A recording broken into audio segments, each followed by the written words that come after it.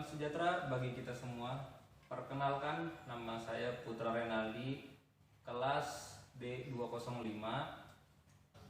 Saya ingin mempresentasikan hasil tugas yang diberikan oleh dosen saya, yaitu Bapak Prasetyo Kurniawan.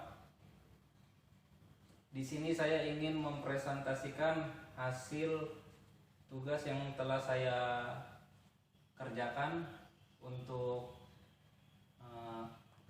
mata kuliah manajemen perencanaan SDM. Oke, kita mulai dari yang pertama. Pengertian pelatihan dan pengembangan. Pelatihan dan pengembangan adalah usaha yang terencana dari dan organisasi untuk meningkatkan pengetahuan, keterampilan, dan kemampuan pegawai. Pelatihan lebih ditekankan pada peningkatan kemampuan untuk melakukan pekerjaan yang spesifik pada saat ini. Pengembangan lebih ditekankan pada peningkatan pengetahuan untuk melakukan pekerjaan di masa yang akan datang. Yang kedua, pengembangan versus pelatihan. Pelatihan adalah peningkatan kemampuan spesifik karyawan untuk membantu mencapai tujuan organisasi. Dan pengembangan adalah untuk meningkatkan kemampuan karyawan untuk menghadapi berbagai penugasan di masa yang akan datang. Di sini udah ada contohnya ya. Oke, yang ketiga, dari sini perbandingan pelatihan dan pengembangan ada pembedanya. Fokus itu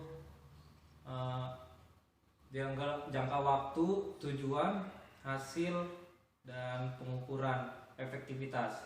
Dan dari pelatihan dan pengembangannya sudah bisa dilihat ya dari tabel ini.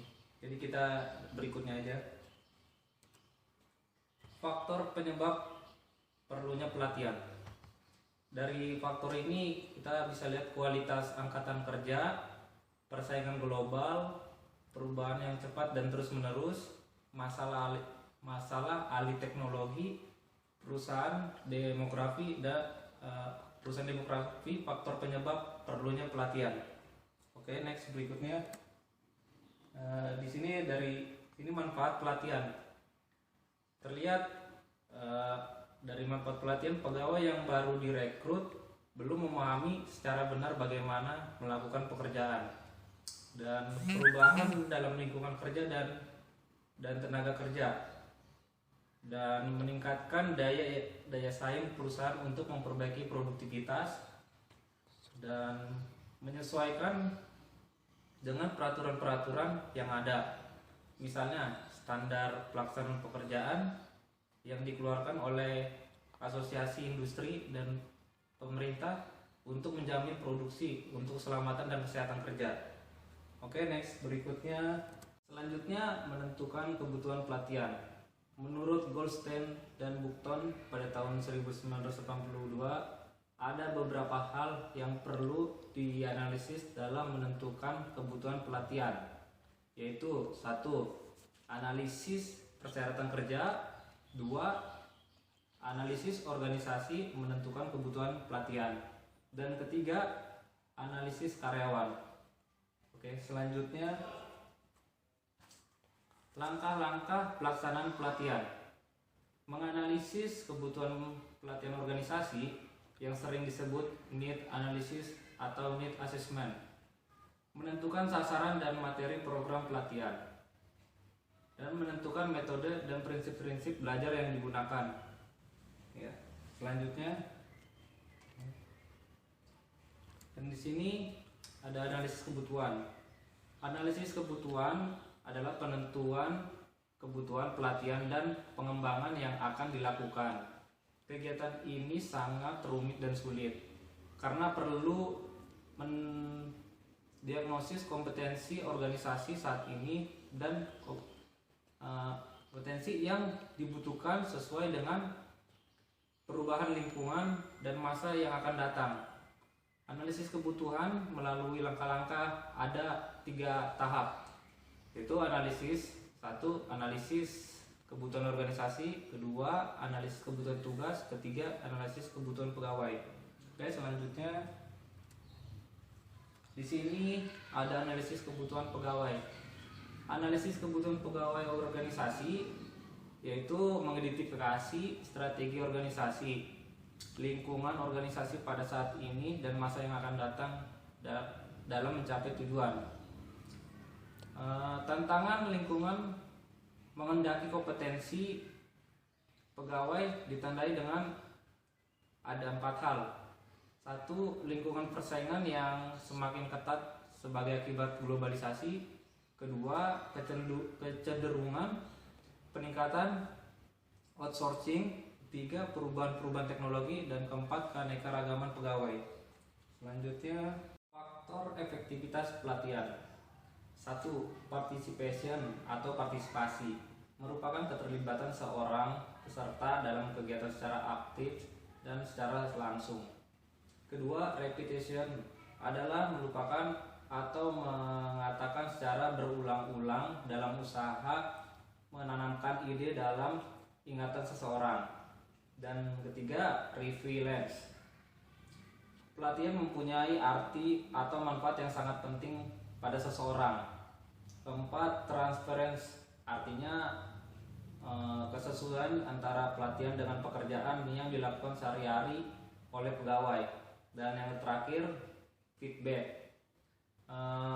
Feedback merupakan pemberian informasi atas perkembangan kemajuan yang telah dicapai oleh peserta pelatihan, mana yang perlu diperbaiki atau yang perlu dipertahankan. Oke, selanjutnya di sini ada metode-metode pelatihan on the job training. Job instruction training atau latihan instruksi jabatan adalah pelatihan untuk manajer atau supervisor yang bertindak sebagai pelatihan untuk menginstruksikan bagaimana melakukan pekerjaan tertentu dalam proses kerja. Dan coaching adalah bentuk pelatihan dan pengembangan yang dilakukan di tempat kerja oleh atasan dengan membimbing petugas melakukan pekerjaan secara informal dan tidak terencana. Job rotation adalah program yang direncanakan secara normal, formal dengan cara menegaskan pegawai pada beberapa pekerjaan yang berbeda dalam berbeda dengan organisasi untuk menambah pengetahuan mengenai pekerjaan. Evaluasi pelatihan dan pengembangan. Di sini terlihat evaluasi pelatihan dilihat dan pelatihan dilakukan dengan cara 1. Reaksi peserta terhadap isi dan proses pelatihan. Kedua, pengetahuan yang diperoleh melalui pengalaman latihan. Ketiga, perubahan perilaku. Dan yang terakhir, perbaikan pada organisasi. Selanjutnya di sini ada manajemen pengembangan SDM. Pengembangan SDM dirasakan semakin penting manfaatnya karena tuntutan pekerjaan atau jabatan sebagai akibat kemajuan teknologi dan semakin ketatnya persaingan di antara perusahaan sejenis. Program pengembangan harus dituangkan sasaran, kebijaksanaan, prosedur, anggaran, kurikulum, dan waktu pelaksananya. Di sini evaluasi dari pelatihan dan pengembangan SDM. Evaluasi dimaksudkan adalah kegiatan menilai pelatihan yang telah dilaksanakan. Fase ini bukanlah evaluasi peserta pelatihan. Salah satu aspeknya yang dievaluasi dalam pelaksanaan pelatihan yaitu mengenai perubahan, perbaikan, dan peningkatan kemampuan melaksanakan pekerjaan setelah kegiatan pelatihan selesai. Oke, yang terakhir, kesimpulan pelatihan dan pengembangan SDM. Yang saya ambil dari sini kesimpulannya adalah pelatihan lebih terarah pada peningkatan kemampuan dan keahlian SDM organisasi yang berkaitan dengan jabatan atau fungsi yang menjadi tanggung jawab individu yang bersangkutan saat ini. atau yang disebut current job oriented. Sasaran yang ingin dicapai suatu program pelatihan adalah peningkatan kinerja individu dalam jabatan atau fungsi saat ini. Pengembangan cenderung bersifat normal, menyangkut antisipasi kemampuan dan kalian individu yang harus dipersiapkan bagi kepentingan jabatan yang akan datang. Itu aja presentasi dari saya, hasil tugas saya untuk Bapak Prasetyo Kurniawan. Kurang lebihnya mohon maaf. Salam sejahtera bagi kita semua.